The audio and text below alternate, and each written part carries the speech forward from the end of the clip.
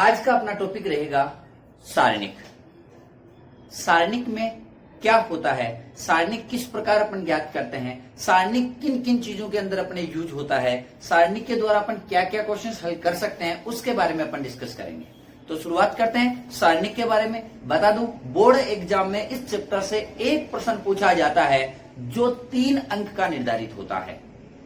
Board paper में इससे एक ही प्रश्न पूछा जाता है और वो 3 अंक का होता है। तो सबसे पहले अपन बात करते हैं, शुरुआत करते हैं अपने टॉपिक सारणिक की, कि सारणिक होता क्या है। तो देखो बेटा, सारणिक क्या होता है।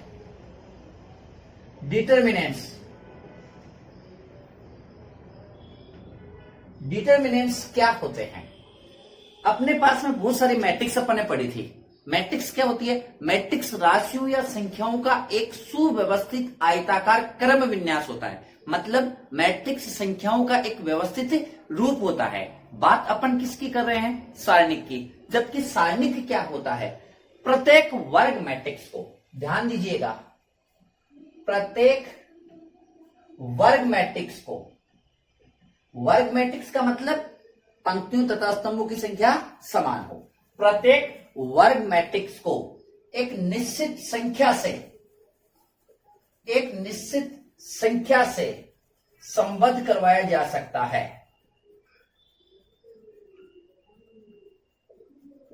प्रत्येक वर्ग मैट्रिक्स को एक निश्चित संख्या से संबंध करवाया जा सकता है।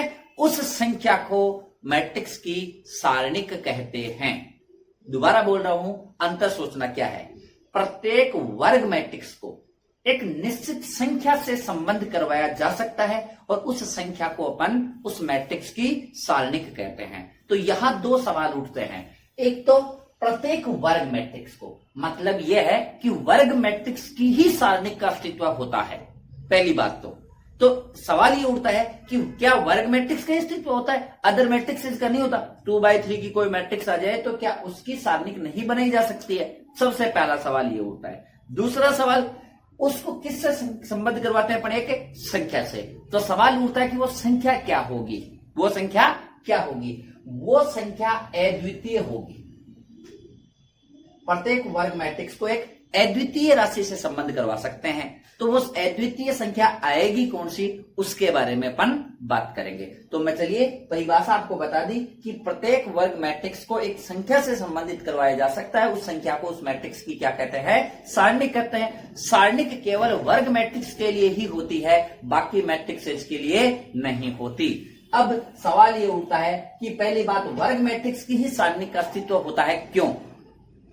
दूसरा सवाल उठता है कि वो संख्या अद्वितीय होती है, क्यों? वो संख्या होती कौन सी है, उसके बारे में अपन डिस्कस करते हैं। चलिए शुरुआत करते हैं। सबसे पहली बात कि वर्ग मैट्रिक्स की ही सारणिक का अस्तित्व क्यों होता है।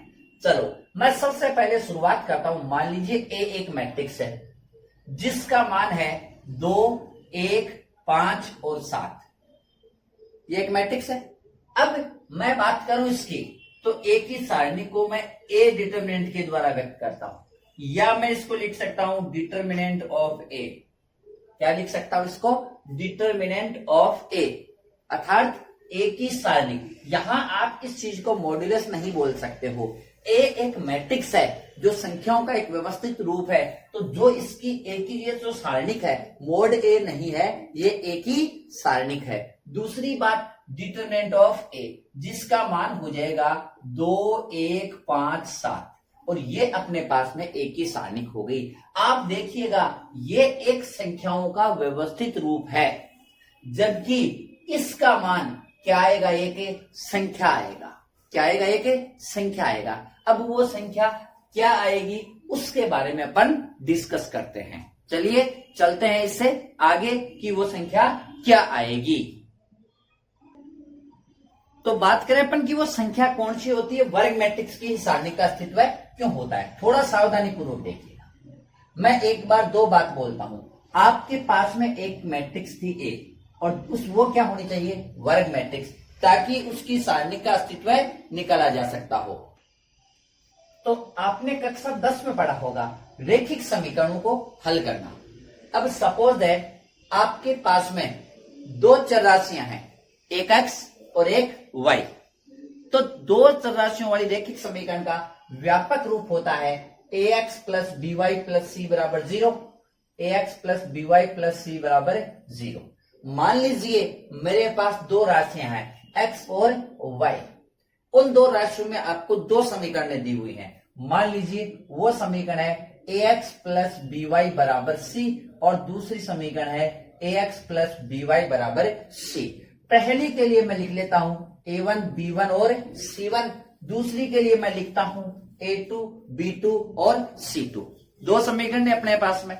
अब a1 b1 c1 a2 b2 c2, इनकी जगह कोई ना कोई संख्याएं हैं, कोई ना कोई फिक्स संख्या है, जैसे 2 है, -3 है, 5 है, कोई भी संख्या हो सकती है। चलिए ये अपने पास में दो समीकरण हैं। आप कोई सी भी विधि लगाओ, प्रतिस्थापन, विलोपन और वज्र गुणन, कोई सी भी विधि लगाओगे, आप दोनों को हल करोगे तो किसका मान निकालोगे? x और y का। किसका मान निकालोगे? x और y का। सवाल ये उठता है कि परिभाषा को ध्यान से देखिएगा कि मैंने परिभाषा क्या बताई थी, प्रत्येक वर्ग मैट्रिक्स को, पहली बात तो इसकी बात की थी, और वो संख्या कैसी थी? अद्वितीय राशि संख्या थी। उससे अपन इसको संबंधित करवाते हैं। तो सबसे पहली बात मैं बताता हूं, देखो आप a1 बट्टा a2, a1 अपॉन a2 और b1 अपॉन b2 इसका मान निकालते हो, तो आप देखो इसमें तीन केस अपन ने पढ़े थे कि रेखाएं परस्पर समांतर हैं, रेखाएं परस्पर संपाती हैं और रेखाएं परस्पर प्रतिच्छेदित करती हैं। तीन केस अपन ने पढ़े थे इस केस में। तो इन तीनों केसों के अंदर a1 upon a2, b1 upon b2 और c1 अपॉन c2 का केस अपन ने शामिल किया था। तो समांतर कब होती हैं? a1 अपॉन a2 बराबर b1 अपॉन b2 और not equal to c1 upon c2। संपाती कब होती हैं? जब a1 upon a2, b1 upon b2 और c1 अपॉन c2 तीनों सेम होती हैं, तब रेखाएं संपाती होती हैं। प्रतिच्छेदित कब करती हैं? जब a1 upon a2 not equal to b1 upon b2, जब दो रेखाएं एक दूसरे को काटती हैं। मान लीजिए ये दो लाइनें हैं, ये एक दूसरे को काटती हैं, काटने पर ये इन दोनों का कॉमन पॉइंट हो गया। तो ये जो कॉमन पॉइंट है ये इस पहली रेखा पर भी स्थित है और ये कॉमन पॉइंट है ये दूसरी रेखा पर भी स्थित है। तो ये कहा जा सकता है कि ये बिंदु दोनों रेखाओं को एक साथ संतुष्ट करता है। यही इसका हल होगा। तो सवाल ये उठता है अद्वितीय हल। तो सबसे पहली बात, ये तीन केस थे। इस समांतर होने पर तो कोई हल नहीं होता,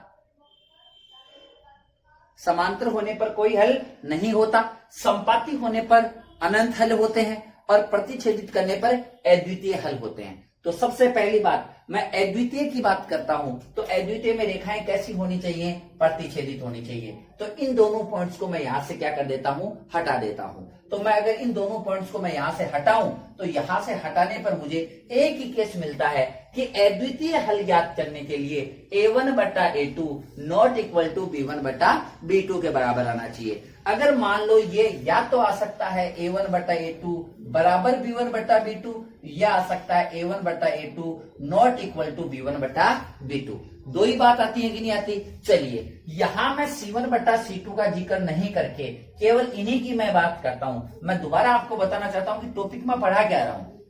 मैं ये जो सारणिक है उसकी परिभाषा बता रहा हूं कि प्रत्येक वर्ग मैट्रिक्स को एक संख्या से संबंध करवाते हैं। वो संख्या कौन सी है मैं उसकी बात कर रहा हूं। तो ये दो समीकरण है, रेखिक समीकरण है। ये पहली रेखिक समीकरण है और ये दूसरी रेखिक समीकरण है। आप a1 बट्टा a2 b1 बट्टा b2 का मान निकालोगे, या तो ये बराबर आएंगे और या ये बराबर नहीं आएंगे। तो मान लीजिए अद्वितीय हल की स्थिति में ये बराबर नहीं आएंगे, ये बराबर नहीं आएंगे। अब मैं इनको क्रॉस मल्टीप्लाई करूंगा तो ये क्या आएगा? a1 b2 not equal to b1 a2। बोलो यही बात आएगी। मैं इस राशि को इधर ले आता हूं तो ये आएगा a1 b2 minus b1 a2, यही वैल्यू आई। अब या तो ये बराबर 0 होगा या ये नॉट इक्वल टू 0 होगा, दो ही ऑप्शन होंगे। अगर ये प्रतिच्छेदित करती हैं तब तो नॉट इक्वल टू 0 होगा, और यदि ये समांतर या संपाती हैं तब ये इक्वल टू 0 होगा। मतलब ये है कि अद्वितीय हल के लिए ये नॉट इक्वल टू 0 होगा। ठीक है, ये 0 नहीं होगा। तो जब ये वैल्यू 0 नहीं होगी तो ये इसका मान कोई ना कोई आंसर तो आएगा कि नहीं आएगा, 5 आएगा, 7 आएगा, 10 आएगा, 20 आएगा, कुछ भी आ सकता है। मान लीजिए 2x माइनस 3y बराबर 8, x minus x plus 5y बराबर 3। अब आप देखो a1 बटा a2 का मान क्या है, ये है 2 बटा 1। b1 बटा b2 का मान बोलो माइनस 3 बटा 5। इनको गुणा किया कितना आ गया, 10। क्या आ गया, 10। फिर क्या करेंगे, इनको गुणा किया कितना आ गया, माइनस 3। ये माइनस 3 इधर आएगा तो ये क्या हो जाएगा, 10 से प्लस 3 हो जाएगा। और 10 प्लस 3 का मान कितना आ गया, 13। कितना मान आया, 13 मान आ गया। क्लियर है, कोई डाउट नहीं है। तो यहां पर आप देखोगे मैं एक आंसर लाया हूं 13। अब ये 13 0 नहीं है, तो जब 0 नहीं है इसका मतलब ये दोनों बराबर नहीं है। और अगर ये बराबर नहीं है, यहाँ नॉट इक्वल टू है कि नहीं है, बताओ मेरे को। बिल्कुल नॉट इक्वल टू है। तो जब ये नॉट इक्वल टू है इसीलिए तो रेखाएं प्रतिच्छेदित करेंगी, और प्रतिच्छेदित करेंगे तो अद्वितीय हल होगा। तो मैं सवाल ये करता हूं कि यहाँ a1 b2 का मतलब इनका गुणा, फिर माइनस b1 a2 इनका गुणा, यानी इस गुणा में से मैं इसके गुणा को क्या करता हूं, माइनस करता हूं, तब एक संख्या आती है। वही संख्या है जिसे अपन सारणिक से संबंधित करवाते हैं। मैट्रिक्स से जिस संख्या को संबंधित करवाते हैं वो ये संख्या है a1 बटा a2 b1 बटा b2 के क्रॉस मल्टीप्लाई से जो नंबर आता है वो नंबर है जिसे अपन संबंधित करवाते हैं। दूसरी बात, वर्ग मैट्रिक्स की ही सारणिक का अस्तित्व क्यों होता है? तो वर्ग मैट्रिक्स के सारणिक का अस्तित्व इसलिए होता है कि मैं इस समीकरण को समैट्रिक्स के रूप में अगर रिप्रेजेंट करना चाहूं तो मैं इसको मैट्रिक्स के रूप में रिप्रेजेंट करूंगा। तो सबसे पहले एक मैट्रिक्स बनाऊंगा, और यहां है a1, यहां है b1, यहां है a2 और यहां है b2। इस तरीके से लिखूंगा इसको। उसके आगे मैं यहां लिखूंगा x और y, और बराबर यहां लिखूंगा c1 और c2। अर्थात इस रेखिक समीकरण युग्म को मैं इस तरीके से रिप्रेजेंट कर सकता हूं। दोबारा देखिएगा, a1 b1 a1 b1 a2 b2 a2 b2 गुणांकों से एक समीकरण बना ली। उसके बाद में x और y यहां लिख दिया। उसके बाद में जो कांस्टेंट पार्ट है वो यहां लिख दिया। तो ये जो मैट्रिक्स यहां बन रही है, गौर कीजिएगा, यहां जो मैट्रिक्स बनेगी वो सदैव वर्ग मैट्रिक्स ही बनेगी। क्यों? इसलिए बनेगी वर्ग मैट्रिक्स। क्यों बनेगी? आपको पता है कोई भी समीकरण अगर अपन हल करते हैं तो समीकरण हल करने के लिए जितनी चर राशियां होती हैं उतने ही समीकरणों की आवश्यकता होती है। मान लीजिए मैं यहां x और y 2 का मान निकालना चाहता हूं, तो चर राशियां कितनी हैं? 2। तो 2 चर राशियों का मान निकालने के लिए समीकरण भी कितने होने चाहिए? 2। क्लियर है? तो मैं देखो यहां पहली समीकरण से तो पहली लाइन आई, दूसरी समीकरण से कौन सी लाइन आई है? दूसरी। तो जितनी समीकरणें हैं उतनी ही इस मैट्रिक्स में पंक्तियां होंगी। मैं अगर नीचे तीसरी समीकरण और लिखता हूं तो नीचे पंक्ति थर्ड और आ जाती कि नहीं आ जाती? तो 2 समीकरणें हैं तो 2 ही पंक्तियां होनी चाहिए। क्लियर है? अब 2 समीकरणें तो चर कितने होने चाहिए फिर? 2, क्योंकि जितने चर होते हैं उतनी समीकरणों की आवश्यकता होती है। तो 2 चर हैं तो पहला चर कौन सा है? x। तो x के गुणांक कौन कौन से हैं? a1 और a2। तो a1 और a2 से कौन सा रो बन रही है? कॉलम बन रहा है। कॉलम बन रहा है। दूसरा चर कौन सा है?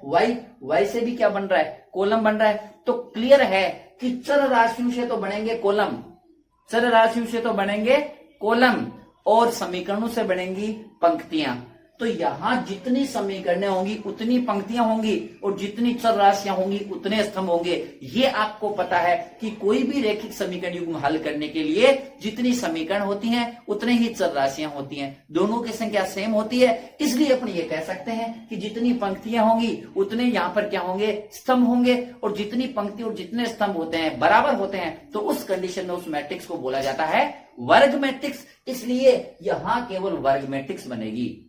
तो कहा जा सकता है कि प्रत्येक वर्ग मैट्रिक्स को एक संख्या, यानी वर्ग मैट्रिक्स क्यों बनी? क्योंकि रैखिक समीकरण युग्म से यहां से वर्ग मैट्रिक्स बनेगी। जितनी चर राशियां उतनी समीकरणें चाहिए, तो यहां से तो वर्ग मैट्रिक्स बन गई। उसको एक निश्चित संख्या से संबंध करवाते हैं, तो वो निश्चित संख्या होती है a1 बटा a2 b1 बटा b2 के क्रॉस मल्टीप्लाई से जो नंबर आता है, वो जो नंबर आता है उससे उसको संबंधित करवाते हैं, और उस संख्या को वर्ग मैट्रिक्स की सारणिक कहते हैं।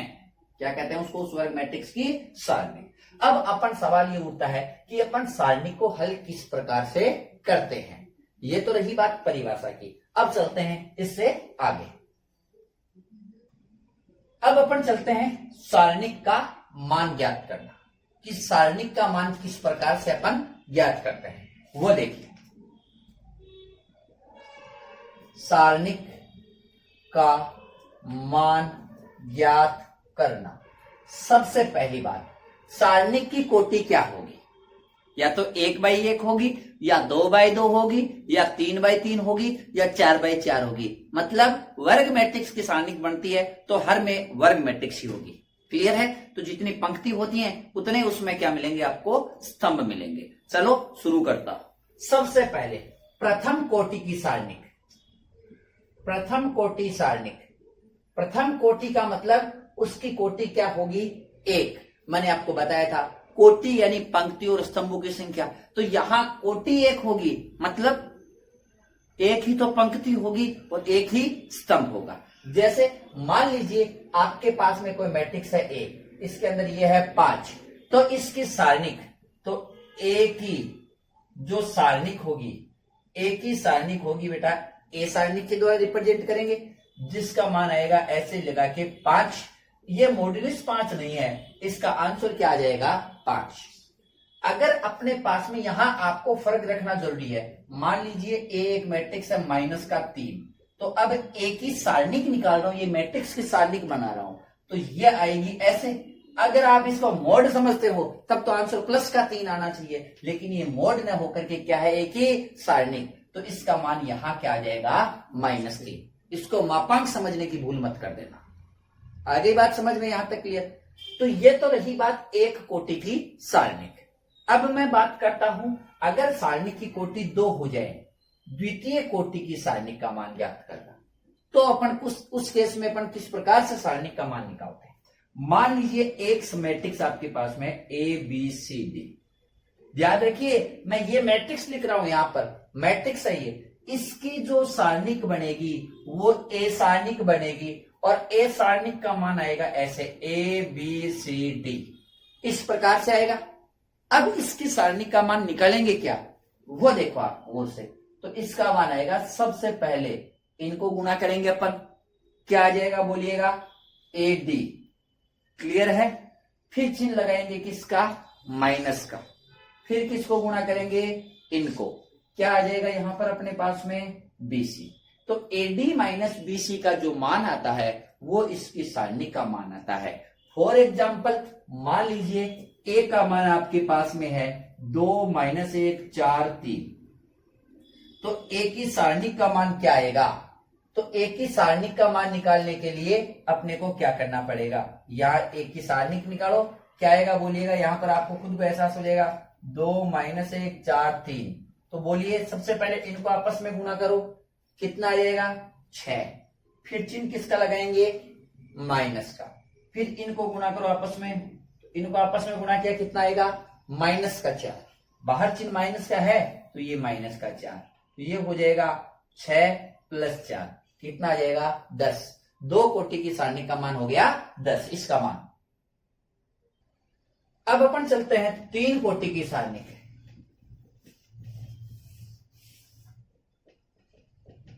3 कोटि की सारणिक का मान किस प्रकार से निकालते हैं?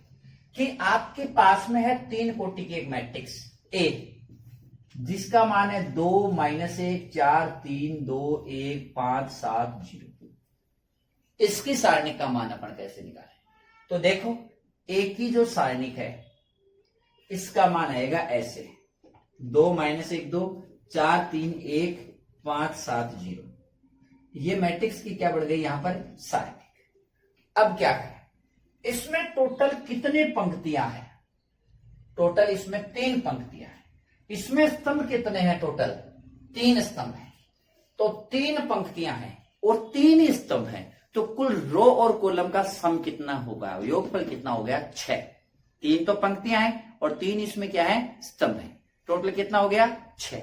तो इस सारणिक का मान 6 तरीकों से अपन निकाल सकते हैं। आप पहली पंक्ति के अनुदिश प्रसारण कर दो इसका, चाहे दूसरी पंक्ति के अनुसार प्रसार कर दो, चाहे तीसरी पंक्ति के अनुसार प्रसार कर दो, चाहे पहले कॉलम के अनुसार कर दो, चाहे दूसरे कॉलम के अनुसार कर लो, चाहे तीसरे कॉलम के अनुसार कर लो। तो सारणिक का मान निकालने के लिए उस कॉलम या उस रो को आप यूज करना सुविधाजनक समझोगे जिसमें ज्यादा शून्य हो, ताकि प्रसार में आपको कोई ज्यादा दिक्कतें ना हो। कैसे याद करते हैं वो देखो। प्रसार करने में आपको एक चीज का विशेष ध्यान रखना है, चिन्ह रखने हैं। चिन्हों का आपको विशेष ध्यान रखना है कि चिन्ह क्या आएगा।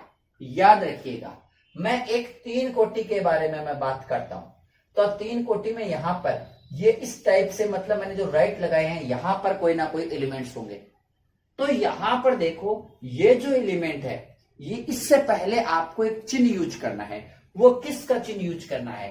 तो आप i प्लस जे का मान निकालोगे। क्या बोल रहा हूं मैं? i प्लस जे का मान। तो वो -1 की पावर में रख दोगे। -1 की पावर i प्लस जे रखने पर अगर पॉजिटिव आता है तो पॉजिटिव और नेगेटिव आता है तो नेगेटिव। मतलब क्या हो गया कि मान लीजिए यहां जो एलिमेंट है ये कौन सा है? ये 2 3 है, a 2 3 है। दूसरी पंक्ति और तीसरे स्तंभ का अवयव है यहां पर जो है।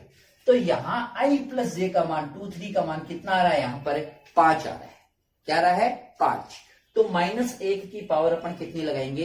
5 लगाएंगे। याद रखना, -1 की पावर अगर सम संख्या है तो आंसर हमेशा प्लस का आएगा, और अगर पावर विषम संख्या है तो आंसर हमेशा किसका आएगा? माइनस का। तो यह कहा जा सकता है कि i प्लस जे का मान, यानी पंक्तियों की संख्या और स्तंभों की संख्या, जो भी अपन एलिमेंट्स बात करें उससे रिलेटेड, i प्लस जे का मान सम संख्या आती है तो प्लस यूज करना है, और विषम संख्या आती है तो माइनस यूज करना है। मतलब i प्लस जे का मान अगर सम है तब तो पॉजिटिव, और अगर इसका मान विषम है तो कौन सा चिन्ह यूज करना है आपको? नेगेटिव। इस बात का आपको विशेष ध्यान रखना पड़ेगा। कैसे करेंगे वो देखो। अगर आपके पास में 3 कोटि की सारणिक है तो देखो i प्लस जे का मान यहां पर बोलो इस एलिमेंट के लिए प्लस का रहेगा या माइनस का रहेगा? तो स्टार्टिंग कॉर्नर वाला 1 1 यानी प्लस का रहेगा। फिर यहां 1 और 2 3 हो गया ना, तो ये किसका रहेगा? माइनस का। वैसे देखा जाए तो आप रो या कॉलम में अगर एक एलिमेंट का पता है तो उसके बाद अल्टरनेट ऑर्डर में चलेगा, क्योंकि हर बार एक बार सम एक बार विषम, एक बार सम एक बार विषम, इसी ऑर्डर में चलेगा।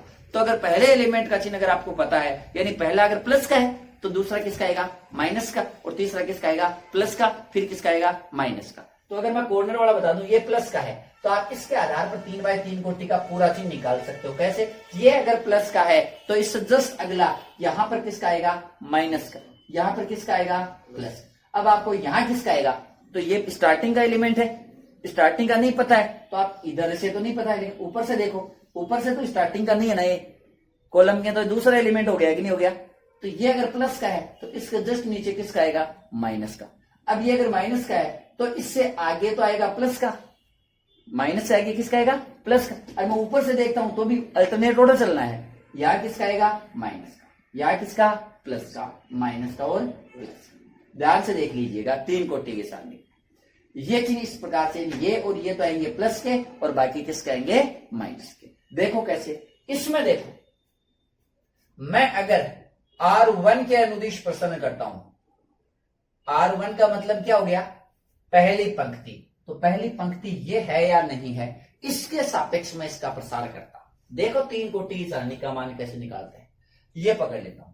तो इसमें सबसे पहला अवयव कितना है? 2। 2 से पहले आपको चिन्ह किसका यूज करना है?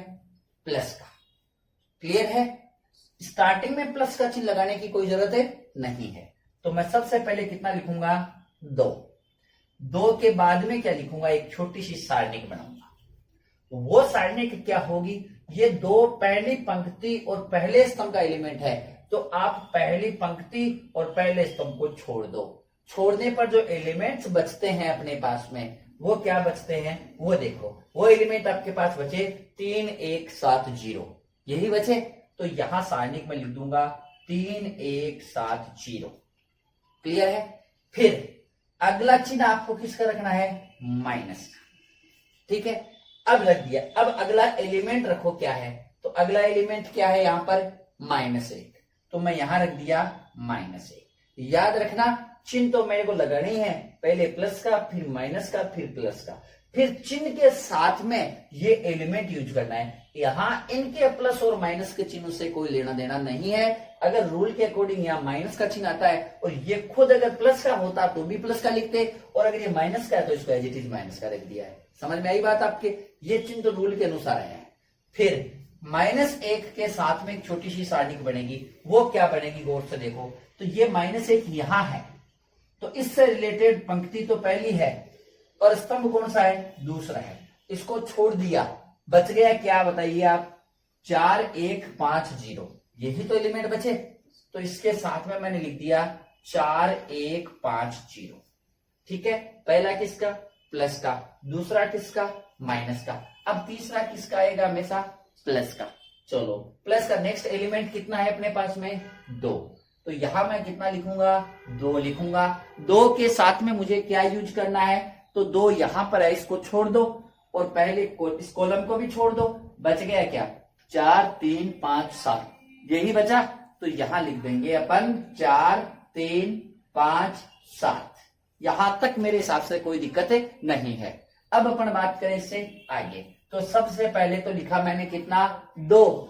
अब ये इस सारणी का मान आपको निकालना आता है, तो बताओ। सबसे पहले आप इनको मल्टीप्लाई करो, कितना आ गया? 0।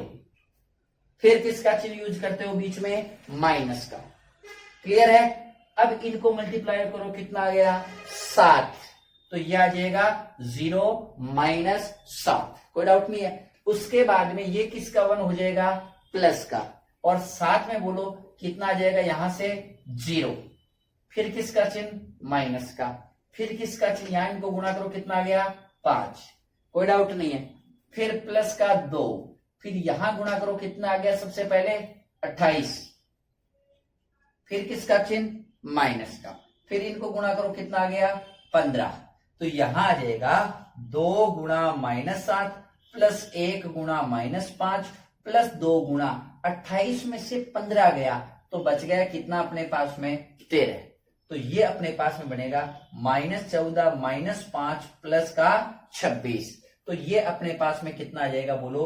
-14 और -5 माइनस का 19 और प्लस का 26। तो आंसर कितना बचेगा अपने पास में? प्लस का 7। ये अपने पास में 7 इस 3x3 कोटि की सारणी का मान आया है। ये 7 मान अपने को मिल गया, कोई डाउट नहीं है यहां तक। चलिए, ये मैंने निकाला था पहली पंक्ति के अनुदेश। चलिए मैं आपको दूसरे तरीके से, 6 तरीके से आप दूसरी पंक्ति से निकालोगे तो भी 7 ही आएगा, तीसरे से निकालोगे तो भी 7 आएगा, पहले कॉलम से निकालोगे तो भी 7 आएगा, दूसरे कॉलम से निकालोगे तो भी 7 आएगा, और तीसरे कॉलम से निकालोगे तो भी 7 आएगा। पहली रो मैंने बता दी है। अब मैं आपको बताता हूं दूसरे कॉलम से कैसे निकालते हैं, वो देखो। तो अपन बात करते हैं C2 के अनुदिश। तो C2 के अनुदिश बोलो चिन्ह किसका आएगा? यहां से यहां चिन्ह कौन सा आएगा? 2 1। ये एलिमेंट कौन सा है? पहली पंक्ति दूसरा स्तंभ। तो इसका चिन्ह ये पॉजिटिव आया, 3 आ गया, तो 3 आने पर इसका चिन्ह कैसा आएगा? नेगेटिव। विषम संख्या होने पर किसका चिन्ह आएगा? नेगेटिव। तो सबसे पहले अपन माइनस से स्टार्ट करते हैं, और -1 लिख दिया सेकंड कॉलम के एलिमेंट्स। फिर इसके साथ में क्या बनेगा बताओ? तो पहला एलिमेंट माइनस का था, दूसरा एलिमेंट प्लस का रखना है, कितना? 3। इसके साथ भी कुछ बनेगा। तीसरा एलिमेंट फिर किसका रखना है? यहाँ माइनस का। तो पहला पता चल गया माइनस का है, तो माइनस प्लस माइनस चलेगा। चलो प्लस माइनस का 7 और 7 के साथ। चलिए -1 के साथ क्या रखें? इससे रिलेटेड रो और कॉलम छोड़ दो, क्या बचा? देखो 4 1 5 0, ये बचा। फिर अपना एलिमेंट कितना है? 3 से रिलेटेड क्या छोड़ेंगे? एक तो इसको छोड़ेंगे और एक इसको छोड़ेंगे, क्या बच रहा है? 2 2 5 0। फिर -7, तो 7 से रिलेटेड क्या बच रहा है? 2 2 4 1। चलिए, तो ये कितना हो जाएगा बोलो? प्लस का 1, साथ में क्या आएगा? 0 ये 0 माइनस इनका गुणा 0 -5। फिर आ गया प्लस का 3, यह आएगा 0 -10 माइनस का 7, और यह आएगा 2 -8। तो यह आएगा 1 के साथ -5, 3 के साथ -10 और -7 के साथ माइनस का 6। तो यह आएगा 5 माइनस का 30 और प्लस का 42। तो ये कितना बच गया, -35 और प्लस का 42, तो आंसर आ जाएगा प्लस का 7। तो आप कोई सी भी पंक्ति, कोई सा भी स्तंभ लेके आप करोगे तो सारणी का मान हर बार क्या मिलता जाएगा, आपको सेम ही मिलता जाएगा। अब अगली क्लास में अपन पढ़ेंगे सारणी के गुणधर्मों के बारे में, कैसे अपन ज्ञात करते हैं।